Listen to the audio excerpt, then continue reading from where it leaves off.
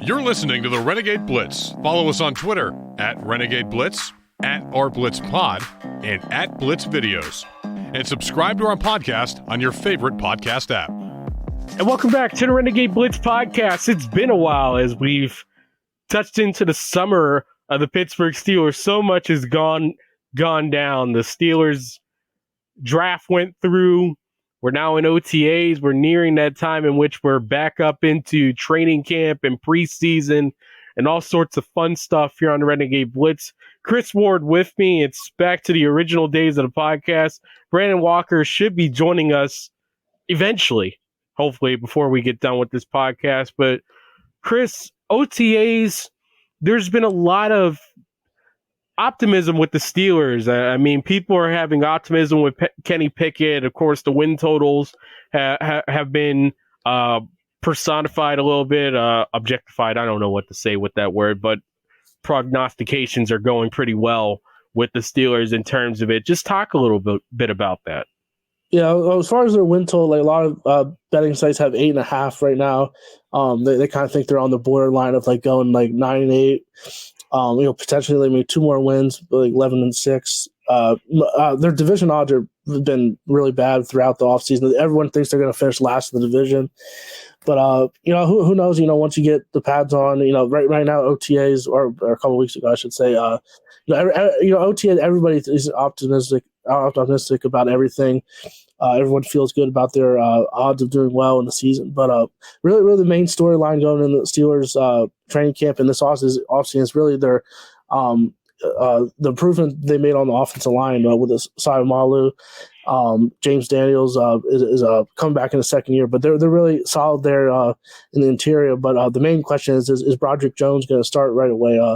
There was some Kevin Dotson a couple weeks ago said that he didn't think that he was going to play this year, because it's tough for rookies, especially rookie tackles, to play right away. But it should be interesting to see what happens there and if Broderick Jones is a day one starter. Yeah, and there's been a lot said about the Steelers in terms of their offensive line over the past few years. It wasn't exactly the best straps the past few years. Kevin Dotson, it's been good, it's been bad. Yeah. Kendrick Green, it's just been straight bad, and a lot more else with it. It's the free agency pickups. Mason Cole was good. James Daniels started off not so hot, but ended off pretty good. And then, of course, there's Chooks that everyone's saying with it. But it seems that finally people are happy about the offensive line being a point of emphasis in the last draft.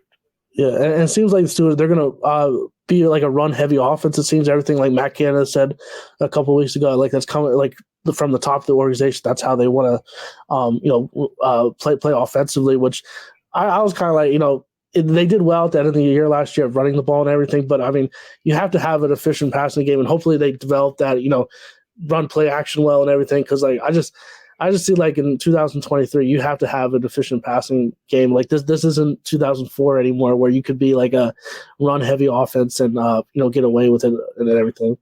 Yeah, not anymore. The Tennessee Titans heavy run with Derrick Henry or something like that. You're not seeing heavy run teams. It seems that there's been a lot of the short passing game that the Steelers did use a ton in lieu of not really having a running game, but the difference with most of those teams is they also had at least somewhat of an ability to run. Yeah, I mean, I guess like the 49ers had a couple years ago or even last year, like they have a good run game, but they also have the Kyle Shanahan play action bootleg that they run really well too. Like I just think that you can't be like so just like a run heavy offense and not have any like passing game, play action or not. Kenny Pickett, like everybody's really looking for a jump here for him and George Pickens as they head into year 2. All the bunch of articles coming out in the downtime of the offseason of just saying they think Pickett's going to be a breakout player. So on Twitter yesterday, I put a question saying over under 25 touchdown passes for Kenny Pickett, and just I think there was over 100 responses, and like most of the people said under, and a lot of them said because of Matt Canada, like they don't trust him. But what do you think? 25 touchdowns. Some people thought that was a reasonable projection. I mean, he had 7 last year. He didn't start every game, obviously. But what do you think about 25? I put it to you like this: at least the over/under probably needs to get bumped down a little bit. I feel like 20 is a little bit more is a little bit more fair. If you're putting over under 25, I'm going to say the under, and I'm going to say that it caps out at 22 for me. Yeah, I think Bleacher Report 2022. Bleacher Report had a projection. I think they had Pickett with 22 touchdown passes, so maybe I should have dropped it a little bit lower, but 25 was in my mind. 17 games. And I'm saying, like, if he makes a big leap, I think if he gets like 20, say if he has like 25 touchdowns and like 10 interceptions, like that's a really good second year, I think. I mean, he's going to have to prove to me that it's not exactly the goal line sneaks, which we love. I mean, they're effective. You can't hate on those, but I feel that whenever we're more close to the goal line with the Pittsburgh Steelers, it's going to be more or less of a running attack going on towards the goal line than maybe the previous years with Ben Roethlisberger and the umpteen weapons the Steelers had. Yeah, a lot of people, like, his 2 consecutive game-winning drives is what a lot of people point to. I mean, that game against the Ravens, that drive was really impressive. Some of the throws he made. Waiting to get confirmation, of course, if Brandon Walker's all ready to go with it. He is currently in the backstage, but I wanted to make sure he was having a little bit of issue with things connecting.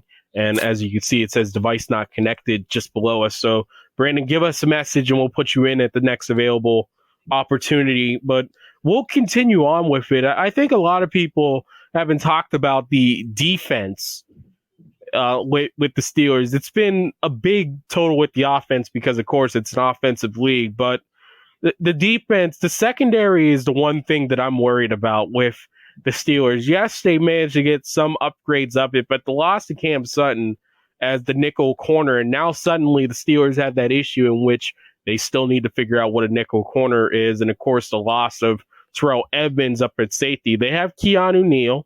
They have a bunch of interesting prospects out there. You can also look at Trey Norwood. He was listed as a hybrid safety corner, but the question is, what is this secondary going to be? Because you look around at the AFC North, even Lamar Jackson, as much as Steelers fans bemoan him as a passer, he's a good passer. So what are you looking for with the defensive backs for the Steelers? Yeah, I mean, all the reporters during OTAs, and like they raved about Joey Porter Jr. and Corey Trice. But I mean, of course, this is without pads and everything and OTA. But Patrick Pearson's, a veteran, and he's mentoring them. And I think that's great and everything. But they have Wallace too. Levi Wallace is another guy they have in there, and James Pierre also. So they have some solid depth at cornerback. Some young guys. But secondary. It is kind of Peterson is getting up there in age, and you wonder how much he has left. He's a Hall of Fame player. He's at this point he's probably more mental, like his mental having his mental experience and everything is really important for the young guys. But I'm more worried about the inside linebackers though rather than the secondary. I think they got Holcomb and Landon Roberts. But I don't know if they might they probably will be better than Devin Bush, but I mean I don't know if it's really that much of an upgrade. It seems like they're just throwing guys in there at inside linebacker, and they still don't have a truly elite player there. Yeah, there's a lot to be told with the inside linebacker group. Of course, now with Brandon's favorite player no longer there, there's a lot of questions with it. I mean, I think they're still going to kick the tires on a 7th round inside linebacker and Mark Robinson. I think with the struggles for linebackers, at least recently in this defense, you want to make sure the guy's number one ready to be a 3-down linebacker, potentially 4-down linebacker whenever the situation calls to it. Yeah. I think they have solid pieces as far as a run stop, but they still don't have that pass coverage linebacker, which has been Achilles heel for them for the last couple of years. I mean, I guess you could put Keanu Neal in the box and have him as a pseudo type of linebacker, which kind of Terrell Edmonds serve that role sometimes, but. I mean, I think they're solid up front. The defensive line. I know Pro Football Focus ranked their defensive line the 5th best in the league, and that was including their outside linebackers. Cam Hayward, the rookie Benton's now there, Ogunjobi, Alex Highsmith, T.J. Watt, obviously, two elite players, and then they got Marcus Golden, who's a big upgrade as far as a number 3 outside linebacker. So, and then you have DeMarvin Leal, who looked really good last year, and he could play outside linebacker as well. Like, he's kind of like a tweener. So I like where they are on the defensive line. A little worried about inside linebackers in the secondary. It's kind of wait and see. I mean, the cornerback is I guess it depends on the development of Joey Porter Jr. and Trice, who, there's been great things said about them, but still, they're rookies. So we have to see there. The interesting thing about the defensive line for the Steelers at the moment is that you still look at this team, and I'm taking a look at ESPN right now. Keanu Benton right now is listed as the number 1 nose tackle. Of course, That's ESPN. No official depth chart has been placed in with the Steelers yet. But I guess you're putting a second rounder in at defensive line. I mean, that's certainly a bold strategy. Yeah, I mean, I don't think he could do much worse than Tyson Alualu last year, who had a really poor Pro Football Focus grade. And they don't always run with their nose tackle, because the 3-4, they go to their sub packages, and so they're over the guard or whatnot. But I like Ben when I seen him from him in college and everything. And Fiocco, I think that's how you pronounce his name, is also a guy they got in free agency who is a really good run stopper. So I think they have better depth there at nose tackle because Cam Hayward hates playing nose tackle, and they put him there sometimes, and it never really works out well. For some reason, he's great at the defensive tackle, but he just doesn't like playing nose tackle. So, and Ogunjobi, he's going to be more healthier this year. He had a pretty serious foot injury last year that he was slowed down by. So, I think the defense line. They got really I like them in the trenches this year. I think they, like we mentioned, they improved their offensive line greatly, and I think they're really solid up front on the defensive side as well. Well, with Andy Weidel, that was a big focus of him with Philadelphia, the trenches, and we've now finally got him ready to go. That's right. Now joining us is Brandon Walker. He's fresh off the bench. He's the one that assembled us to here like the Avengers early on. And, of course, he's coming in on his white horse just in time. Brandon, how you doing? Cool. What was y'all talking about? We're talking about the depth chart overall in the Steelers. We said what we just said. We really like what they've done in the trenches this offseason. Of course. Project Jones. He's a dog. I don't care what he did in the minicamp. That's fine. He'll be starting in the second half of the season. He'll be starting. Joey Porter Jr. dog. He'll start day 1. Him, the guy from Purdue, and Patrick Peterson, Hall of Famer. That's your cornerback in rotation. Fryer and the guy from Georgia. Oh yeah, Denard Washington. Yeah, we haven't got to that part yet. Yeah, you see, good two tight end formation. The guy from Wisconsin, the other guy from Wisconsin, rotational player. They got dogs. And another thing is this. Additional receiver. He was working with Kenny Pickett in New Jersey earlier this week. I saw on Twitter. Yes. They're doing some throwing sessions. Al Robinson, yes. Adult in the room. Next time we do a podcast, we'll do a record and all that stuff, but they're on their way. Going back to the still way. You got too much I'm not trying to say I'm gonna keep my language short and sweet, clean, but we had too much wimpiness in the building. Not enough dog. You know what I mean? Like guys like You know who I'm talking about, who I've criticized. We've already mentioned him once on this show, and that's enough mentions of that man's name. He is happily out in the Pacific Northwest doing his thing out there. I wasn't even talking about them, but another one is in the Midwest. He's also being they're having fights with him out in Chicago, Chase Claypool, at this moment, still trying to figure out what he's doing.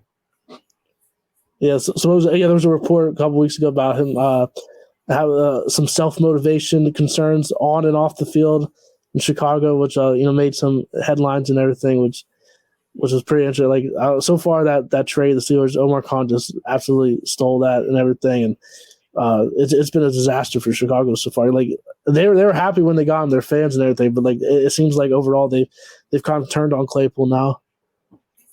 Yeah, we're not going to talk about that, but still, my assessment of the Steelers is they're good. They may be good, but the AFC is too crowded for them right now. At the moment, there's been a lot that's changed with the AFC. Of course, that bad man is now currently in the AFC East, and suddenly there's a lot of people that are saying the AFC East is the division in the conference to watch. They are. You got Buffalo, who did their thing pretty much organically, and also like they got the bad man in New York with the Jets, and then Brady and Belichick is Brady and Belichick. I'm sorry, not Mac Jones and Belichick. You know what I mean.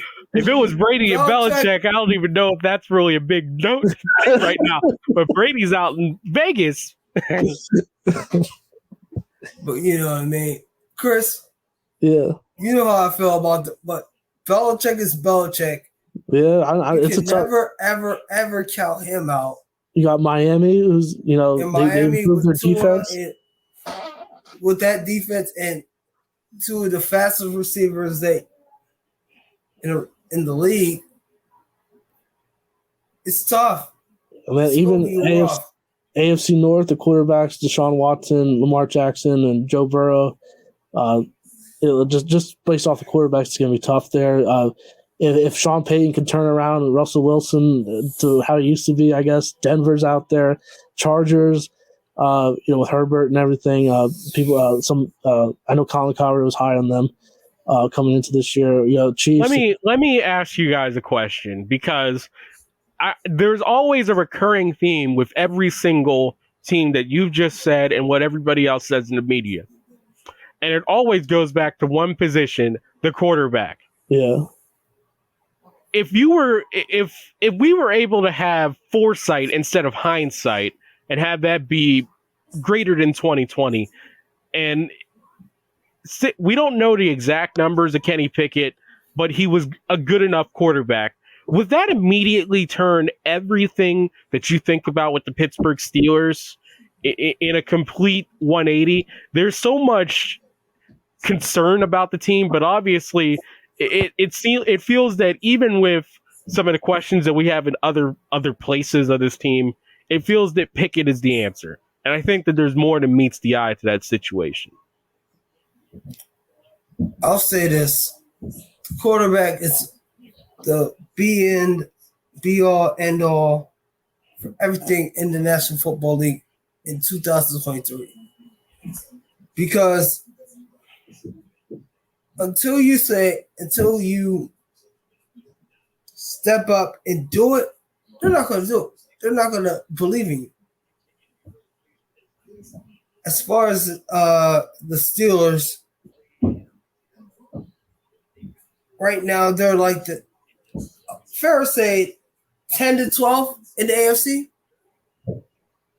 Oh, I think they're like 9 or something like that, kind of like 9 or 10. Okay, like I'll give you that. I'll give you that. Just outside the I'll give them 8. I'll give them so right in the middle of the curve. Right in the middle of the curve, in which they could potentially break into that 7, because it always feels, especially now with 7 playoff teams, that the Steelers are going to be right there. Somehow, some way, the Red Sea will part, pigs will fly, hell will freeze over, and somehow, right alongside, the Pittsburgh Steelers are going to be in the conversation for a playoff spot. Of course, I never said that because I will say they'll be 9-8, 9-8. That's kind of where I'm leaning towards as well. Like I think it's going to be the same pretty much. If you have your boy like starting at inside linebacker, and they went 9-8, and they what the hell? Like crap. Like you gonna go 9-8, but the thing is this. I want to ask you the question is this. What do you need to be more than 9-8 to get back to the standard? To get back to wherever you need to be? To Super Bowl. And we're always talking about we already gotta go to the Super Bowl. Super Bowl. Here we go. Stars. I think they need to make what do we do? What do the Steelers need to do? Improvement on offense. Look at the Chiefs and the Eagles, what they've been doing. I know the Steelers kind of been taking what the Eagles blueprint on the offensive line. Well, they need to score points. You know, I mean, that's pretty much what they have to. How many? They reached 30 points. What, like once last year? I'm trying to remember. I don't. Just once, and it was with some help from the defense. Yeah. So I think I don't think Matt Cannon is the answer. I know they're going to have him this year, but I think they need to enter the 21st century, as you like to say, Brandon, on the offensive side of the ball. I think that's what they need to do. Not this run heavy ball control. I mean, it's good. I love running the ball. I like teams that run the ball and everything, but you have to mix that in with a efficient passing game. I will say this, Chris. In terms of it with these quarterbacks, until we see Kenny Pickett on at least a tier that's higher than what he is right now, a ball control offense would be probably best for the Steelers right now. Yeah, I agree. They're catering toward Pickett and everything, and because think about it. Think about what the last few years with Roethlisberger in terms of. Sorry to cut you off, but I had to finish this. It was quickly 3 and outs. Like they would have 5 straight 3 and outs. Yeah, 5 straight, and even with media timeouts, that's still not enough for a defense. When they were at their best towards the end of last year, whenever they were regularly controlling the ball for 5-10 minutes. Now it's those little bit of things, because even with Josh Allen, it wasn't a Mahomes like jump into offensive innovation to the 23rd century. It was gradual baby steps into that offense with that, and that's generally what you see. So I think Mahomes jumped right in there, though. I think once he became a starter, the second year, I think they let him loose as far as like passing and everything. It was right there in Pittsburgh whenever everyone went down. But that is Mahomes too. We're talking like it's tough, to compare and everything. But I agree with what you're saying. Like it's best for Kenny Pickett at this stage, and you do what's best for your team. The main thing is winning games, obviously. But I'm talking about that'll get them to a 9-8. But if they want to take that next step into the elite teams, I think they have to become an elite offense like the Chiefs and Eagles, because that's where the league is going. And you want the league to go into the 21st century. I'm just asking for offensive execution. Yeah, fine. Yeah. If you're gonna run the ball, be effective with it. If you're going, whenever it's time to pass the ball, be effective with it. That's all I'm asking for. Everyone wants to see these umpteen offenses like the Eric Bieniemys and stuff like that, and that's all great and done. But you want to know why you love those offenses so much? Is because they execute. I'm fine with a circa 2008 offense as long as they execute. Would I like them to eventually evolve into a modern day offense? But at this point, the baby step right now for the Steelers is regular offensive execution. That's the point. What is the strength of the team right now? High-end talent. Or if not high-end talent, high-end talent defensively, and the offensive potential. Everything that we talk about with this offense is potential. Of course. And I mean, they have high-end talent is on defense, which is good. That's still gonna get you 9-8 because high-end talent on defense is like sacks, force, fumbles, and interceptions, which you can't count on more than rushing touchdowns, interceptions. I mean, rushing touchdowns,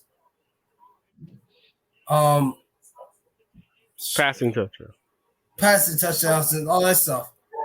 Offense scores points.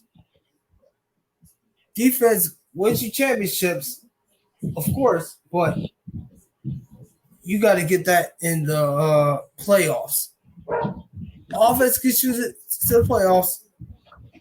Defense gets you through the playoffs. So it's going to be rough. It's going to be tough. That's why your boy was counted on for getting to that point, but he didn't do that because. But I want to say something right now. I saw an interview for your boy. He didn't give it his all when he was a Steeler, and I know because I went to the interview. He's like, he knew because of podcast he did with somebody for the Seahawks. That bum said he knew he wasn't going to do it, but he took the Steelers' money for 2 years because he's a bum. I don't respect him. He's a freaking bum. I hate him. All right, we've waxed poetic enough about Devin Bush. We get it. He in the end did not give his best effort as a Pittsburgh Steeler in the final 2 years. And you want to know something? If he's able to admit that and he grows on it, then good. Seattle gets at least a league average player. We'll see what happens with Devin Bush down the road, and we'll talk about it whenever that comes to Pittsburgh. I think he actually is scheduled to face the Steelers. Yeah, I can't remember the schedule. Week 17, New Year's Eve, right? Yeah, New Year's Eve. Wow, what a way to ring in 2024. But anyway, I know this. The ball will drop, and then Brandon Walker will drop the boom on Devin Bush. We'll find out about that in times. But let's talk about a Steelers linebacker that we can actually talk about in a positive light, but it's also in a little bit of a negative context because sadly, Clark Higgins has passed away. A former Steelers linebacker, a big part of those. Well, I guess the golden age of Steelers defense. With it, he was a Super Bowl champion with the Pittsburgh Steelers, of course, the Super Bowl 40 year. He also had another Super Bowl appearance with the Arizona Cardinals. And he did have a little bit of a cameo appearance with the San Francisco 49ers. So he played in 3 Super Bowls. When you think about that, people forget about that with Clark Higgins. But I think a lot of people, when you talk about the Steelers defense, of course, you think of the mainstays at linebacker for the Steelers. You think of the Joey Porters and all that stuff, but Clark Higgins was very much a part of that defense. He was the secondary gunner linebacker for the Steelers. Yeah, very underrated on that Super Bowl XL team. It's very sad to hear about him pass away. Only 46, way too young. our thoughts and condolences go out to Hagen's family and friends. I know some of his teammates have said things on Twitter. Ike Taylor, Heinz Ward pays tribute on Twitter, just to name a few. They don't know the reason of the passing yet, but very, very sad to hear about Clark Hagen's passing away.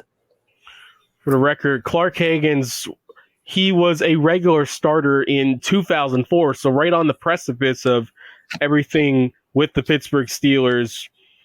He had 6 quarterback sacks in 2004, and he had 9 in 2005.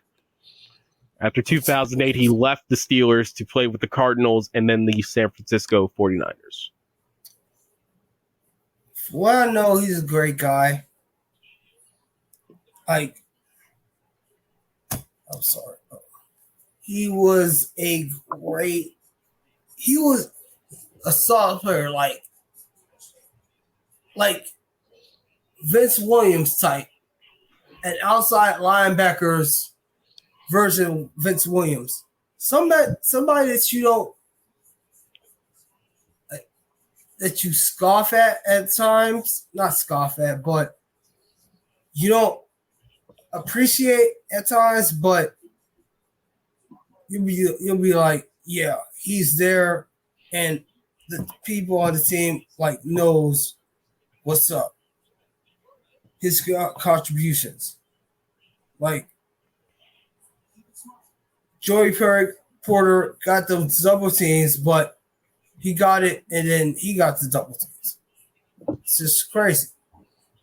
But what I know is he was a good guy, good in the locker room, model teammate for every stop he was at. Rest in peace to him. I appreciate his time with the Steelers, and that's all I can say. Joey Porter Jr. a couple days ago posted on Instagram, paid tribute to him, and he was he said he was like an uncle to him. And you think Joey Porter Jr. His dad, Joey Porter Sr. They were outside linebacker duo together with the Steelers, but they also played together in college at Colorado State, so they went back for years and everything. So like you mentioned, Brandon, definitely an underrated player though. Like you said, kind of like a Vince Wayne. He didn't get the proper credit to all the stars on defense and everything, but he was definitely a key part on those teams. He had a son named Damon and a daughter named Aliana. Of course, he was at Colorado State. He majored in art. Probably the biggest thing was his charity work. In 2012, Hagens was the first NFL player to support the Blackout Child Abuse campaign. It was a 501c3 nonprofit in Westerville, Ohio, founded in 2012. It serves families and organizations across the country, bringing education, assistance, and support to those in need. And he wore blackout paint in support of this cause. So in his final year, he was also playing for a cause, and that's always a great thing. So again, it's always horrible to hear about the passing of a Steelers great, and we'll remember him this. And again, Clark Hagen's dead at the age of 46. May he rest in peace, and condolences to his family and everyone who knew Clark Hagens. That'll do it for us here on the Renegade Blitz. It's good to be back, guys. Brandon, thanks for coming back in towards the end. We're glad to always have your commentary. Hope to have you more. Oh, you'll have me more. But support HBCU Sports Online. I know you're going to be doing stuff for Urban Media today. Chris, we ain't forgot you're going to be doing that stuff too. Yeah, I'm open to anything. Anything that can help writing content. I'm always I'm always up for it. Do some stuff for Temple, Penn State. Speaking of which, while we're doing that, also make sure that you check us out on the Urban Media Today podcast as well. We were on the last two. It was the Father's Day episode. That's playing on repeat. Of course, you can also find that on SoundCloud, searching Urban Media Today. Highly recommend you're a part of that. It was some good times on there, Brandon. Oh, you gonna be on there? You gonna be a regular? You are going to be a regular. I will make sure you will be there. Chris, you're invited. We got that. The Renegade Blitz will be fully Urban Media Today. Blitzburg, Urban Media Today. That will help that brand and help our brand. Trust and believe. But yeah, definitely, I'm up for it. Yeah, like you said, it was good to be back on the podcast. To our listeners, we just life things getting away, but once training camp starts, and definitely in the season, we'll be back and doing our interviews and everything. We hope to have more guests on and everything, but it was good to be back on. Yeah, we hope to have more times with it. Over 100 episodes strong, and we will continue to keep on keeping on here on the Renegade Blitz. Thank you for listening to the Renegade Blitz podcast. Follow us on Twitter at Renegade Blitz, at @RBlitzPod, and at Blitz Videos. And subscribe to our podcast on your favorite podcast app. The Renegade Blitz podcast is available on Apple Podcasts, Google Podcasts, YouTube, Spotify, and wherever else you can listen to podcasts.